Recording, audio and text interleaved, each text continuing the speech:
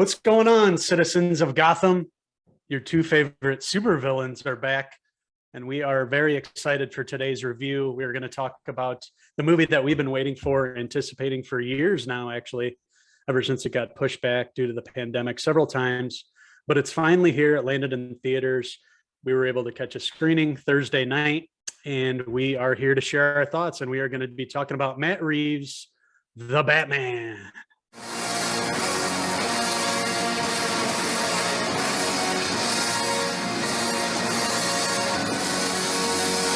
Well, we're both huge Batman fans. We've been a fan, of this character since we were kids. Introduction early on, the animated series, the Tim Burton movies, and then seeing the Val Kilmer depiction of that George Clooney. That's pretty terrible, but being longtime fans of this, we're very excited to see what Matt Reeves had in store for us. And let me tell you, we're in for a treat because it was definitely a lot darker than I really imagined. But only watching one trailer for this film, I didn't really know what to expect. I knew we were going to see a good movie, but didn't realize he would go this dark this early on in the film. We've seen some dark turns in the past. Obviously, Christopher Nolan's films were a little darker. With the sequel, The Dark Knight, we saw it go even darker from what we saw in Batman Begins with this sadistic clown, obviously Heath Ledger in his Oscar-winning performance as the Joker in that film, playing this, basically he was a terrorist taking over the city. But in Matt Reeves' The Batman, it sets up the Riddler as the big villain in Gotham City. This is year two of the Batman, taking over as the crime fighter in Gotham City. It's his second year. Things aren't going too well as he is, going around trying to get rid of some of the crime. But crime has actually gotten worse since he's taken over. And now there's this serial killer, the Riddler, played by Paul Dano. He has this mask in the film. It looks like a gimp mask. And he lays out all these riddles and clues, and he's kidnapping and murdering politicians across Gotham City and leaving these, it reminded me of Saw, the way he'd leave his victims, and these intricate devices and things set up for the Batman to get these messages from him and try to decipher and figure out, where the Riddler was going to be next and what politician or figure was going to be murdered, and all leading up into the finale and trying to figure out, what the whole meaning of the Riddler's, killing spree throughout Gotham is. Right from the get-go of the film, it felt to me like a David Fincher film. I mean, most of it does, but especially the beginning. The first part of the movie is definitely dark. It felt like a horror thriller, super dark. And the introduction of Riddler, played by Paul Dano, man, what a fucking performance in this movie. I mean, he blew me away. I thought he was, probably one of the best parts, but just right from the get-go, him killing off, political figure, and them trying to figure out, who's behind this, and bringing in a young Batman in the early detective days, year two, like you said, and year one in the comics, and then also having to do with the Long Halloween that came out in 1996, having to do with the Holiday Killer and Batman tracking him down, Two-Face and some other characters, but a young Batman, young Bruce Wayne. We see that depiction with our mate, Robert Pattinson. Robert Pattinson taking over the cowl and the bat suit for the first time. It was interesting to see Matt Reeves' take on this character, obviously a younger version, the most young version that we've seen this far up on screen anyway, with Robert Pattinson taking over the role. He's got longer hair, looks younger than the other versions. Obviously, he is obviously played by Robert Pattinson, who's younger than the previous Batmans in the second year. So we see a lot of, we see his suit kind of, going through changes different than the other previous suits that we've seen from the other Batmans. His the gear that he uses, the Batmobile is like a muscle car in this. There's so much to unpack from this movie. I'm trying to focus my thoughts on where to go first. As far as the tone, you're right. It's very, very bleak and dark. Obviously, the trailer featured the Nirvana song, Something in the Way, and it's also featured in the movie. It sort of sets the tone. He's not very happy with what's going on. He's doing his best to try to get rid of some of the crime throughout Gotham City, but it just seems like everything's getting worse. So he's trying to find hope in this corrupted city, no matter where he goes. But as he goes along, he's trying to figure out, who the Riddler is going to go after next. He's uncovering layers upon layers of corruption in the city. He ends up he has a relationship with Commissioner Gordon here, played by Jeffrey Wright in this film. And I really like the relationship between the two of them. Jeffrey Wright is, he he's the only one that really believes in the Batman at this point. The rest of the police force on Gotham, doesn't really take Robert Pattinson's Batman seriously. They kind of think he's a joke and a freak. Whereas, Commissioner Gordon is there. They already have the bat signal and everything for the Batman. So he has this relationship with them where they know they can trust each other. And he's letting them in on, the investigation. And in this Matt Reeves, the Batman, we're seeing the detective angle. Feels like for the very first time, we saw a little bit with Christian Bale's Batman and the Nolan films doing some detective work, but this one really felt like a full-fledged detective, detective straight from the comic books, Batman being the detective, having to go through the clues and use all his gear and intellect and smarts to try to figure out what's going on, and really infiltrating the seedy underground of Gotham City. And that's what leads him to meet up with Zoe Kravitz playing the Catwoman in this. And I also really loved the way these two worked off each other, and the relationship in the film really felt organic to me. And I thought Zoe Kravitz did a great job in the role. Yeah, she absolutely did. I'm not too familiar with her work. I think I've seen her in a movie before, but yeah, I thought she did really great as Selena Kyle. Her whole story with this club having to do, and with the introduction of Oz, the Penguin himself, Colin Farrell, and working at this club and some shady shit that went down with her mom, and really introducing the world of bad guys that we're familiar with, in the Batman universe, DC universe, having to do with Carmine Falcone, is the big bad guy, especially from the comics movies. He was really great in the introduction and really finding out what happens to his character without spoiling too much. The younger version, he's still trying to find his strength, confidence in himself, and also, being a great detective, and bringing in his butler, Alfred, played by Andy Serkis, which was really great. It was his right-hand man, trying to find out who this killer is. It's killing off all these political figures in Gotham. Goes into Andy Serkis coding these messages that the Riddler's leaving for Batman around these crime scenes, which is really interesting. I like that aspect. I thought him and Andy Serkis did a really great job. We don't get a full-fledged origin story for once. Usually when we get some new Batman films, it starts out and it's, the young Bruce Wayne sees his parents get murdered, goes through all the training, all that sort of. We saw that with the Nolan movies anyway, but this one, skips into the second year. So we already have this established relationship between, Alfred and Bruce Wayne. And like you mentioned, Andy Serkis comes in as Alfred in this one, and they really have a great relationship together too. It works out really well. Alfred feels like a father figure. Bruce Wayne's obviously still traumatized and, misses his father greatly. And this story has a lot to do with his father and his family's legacy and sort of what happened, when Thomas Wayne was running for governor or mayor, I believe, of Gotham City, and set up this, foundation where they're going to help out have an orphanage and help out these kids. And it has to do with the Riddler story. But yeah, we have a whole new cast here. It's like everybody that's introduced, we're seeing them for the first time in these roles. And Matt Reeves did a great job casting this. I thought that all the actors did a great job. And you mentioned Colin Farrell as Oswald Cobblepot. They put him in a ton of prosthetics, a ton of makeup, and I thought he did a really great job. It's hard to think that Colin Farrell is actually behind all that makeup. He did a good job with the voice work and just inhabiting that character, being this larger than life character from the comic books, and really bringing it to life here in this Gotham City, which was filmed in several locations, including Chicago. I noticed several scenes there where it was filmed in Chicago. It's also done in London, and I think they probably did some shooting in New York too. So they kind of incorporated all the different Gotham cities.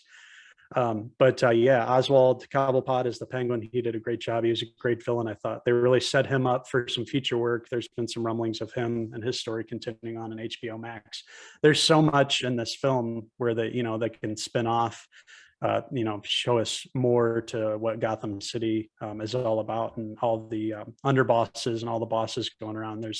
It's rich with material. Matt Reeves really establishes his own Gotham City in this, his own look and feel and tone of the film in this. It's very dark, but by the end of the film, you see a little glimmer of hope at the end. So I can't wait to return to this Gotham City. It's a very long film at nearly 3 hours. One of my complaints on this is it felt like it could have had at least, I'd say, probably a good 20 minutes shaved off of it. It would have came through a little tighter for me. Towards the end, it kind of felt like it kept running on, especially with the Riddler character. Like you think he's captured and everything's going to end, but it sort of goes on from there. It was a tad too long, but that was really my only complaint there. I liked what Matt Reeves did here. He made it darker, he made it his own, and he really brought a list cast together, and everybody really worked well in the roles. I thought Robert Pattinson did a great job as this young Bruce Wayne, as a Batman, just beginning basically here and trying to find out how he can use his powers for good and help take down crime better than he has, because it's increasing in the city and things aren't going too well. Yeah, I thought overall this movie was pretty incredible across the board. Cinematography wise, it's just a beautifully shot movie. Just all the wide shots, and then on top of the buildings and how dark it is in alleys. I just thought it was great. The red behind me, a lot of great shots with that color that really gave it that noir thriller feel that it was going for, especially in the first half. A lot of fan service in this for a lot of comic fans. Like I was talking, Long Halloween, year one, and year two in the film. There's a lot of fan service in this movie. People like us that have been fans of this character our whole lives, this is pretty top notch, and a lot of great nods and Easter eggs throughout the film as well. And had a great time with the cast. I thought everybody was great across the board. I love Robert Pattinson, one of my favorite actors. I thought he knocked this character out of the park. Matt Reeves directing. Not too familiar with his work, only seen a few movies, but I'm interested to check out more of his films. And hopefully we'll have some more sequels coming up too. And speaking of which, the ending of the film is really great, setting up possible more villains without giving too much away, but that was really well done. And overall, I had a really great time and experience at the theater seeing The Batman, one of my most anticipated movies of the year and right around my birthday. So thank you very much, Matt Reeves. So that being said, I'm going to give The Batman, directed by Matt Reeves, a 4 out of 5 Bruce Wayne hair pieces. Matt Reeves really brought his vision to the big screen, and you have to see this movie on the biggest screen possible. Go see this on IMAX if you can. Beautiful cinematography. I love the way he shot it too. I loved how dark Gotham City was and the shadows, and how Batman came out of the shadows. It really brought that, people are supposed to fear Batman, and when he comes out of the shadows like they do in this film, there were some tense moments there. You could really imagine being one of the villains here and seeing this guy pop out of the shadows and beat your ass and take you out. So did a really great job with that. I love the color palette too, with the red and the black, with the rain and everything. Just how he made Gotham City look, it felt like it should. It felt like it was Gotham City. He made it his own, and he established this universe in a 3-hour film. I mean, it's an epic film, really. There's from the get-go, it really grabs you. And what really makes the film work is it grabs you from the beginning with this story. It had a very tight story with this serial killer running loose. Batman has to do all this detective work. But at no time throughout the film was I ever checked out. I was always heavily invested in these actors, and they did a good job putting the Riddler's clues together and leading it to the next sort of every time that he'd kidnap and kill somebody. It kept getting more and more intricate, and the plot thickened, and it uncovering all this corruption throughout the city. They did a great job with that. Like I mentioned before, Robert Pattinson and Zoe Kravitz, their relationship was really great throughout the film. I thought she did an excellent job as Catwoman. It might be my favorite. I liked Anne Hathaway, but I think Zoe Kravitz, takes the crown now. I think she's going to be great. I hope to see her come back for the sequels. I hope we see more of her.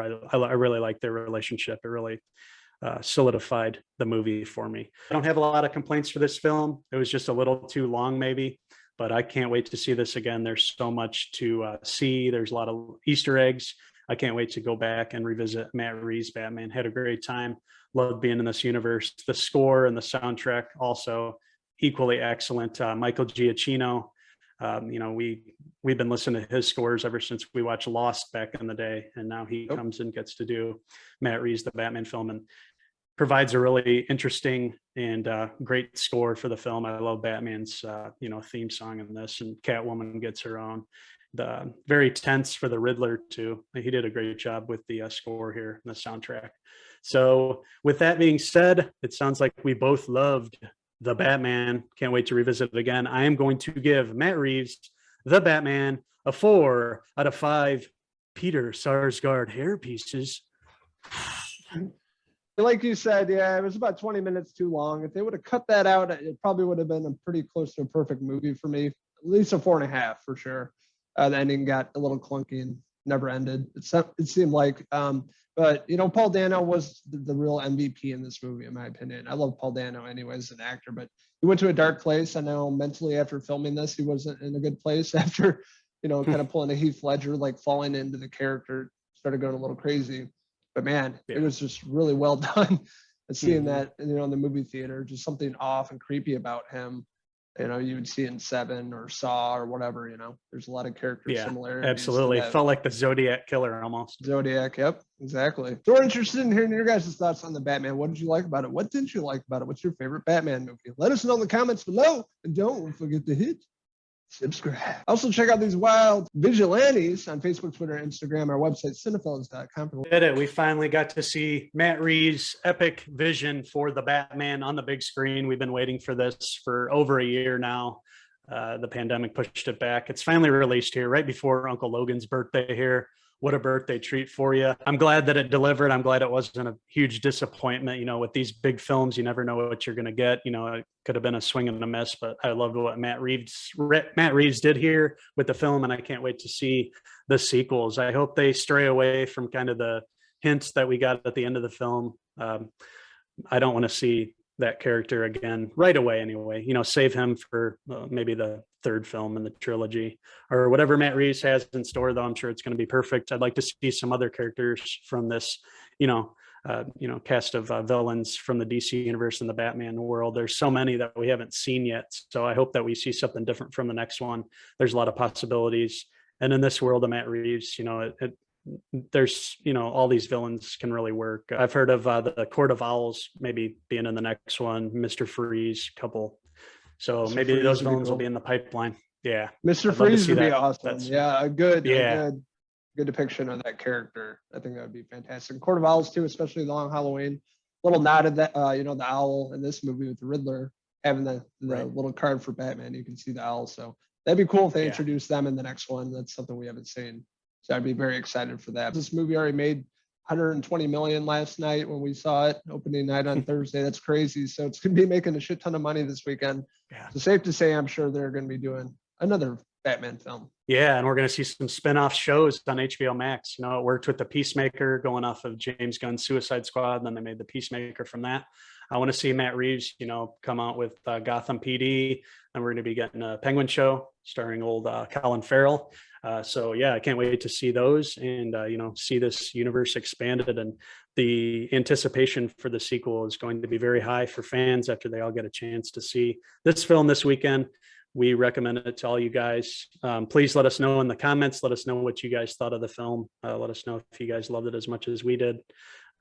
Maybe if you thought it was a little too long or if it worked for you.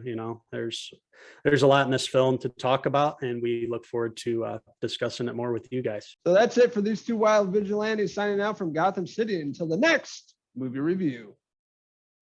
Cheers.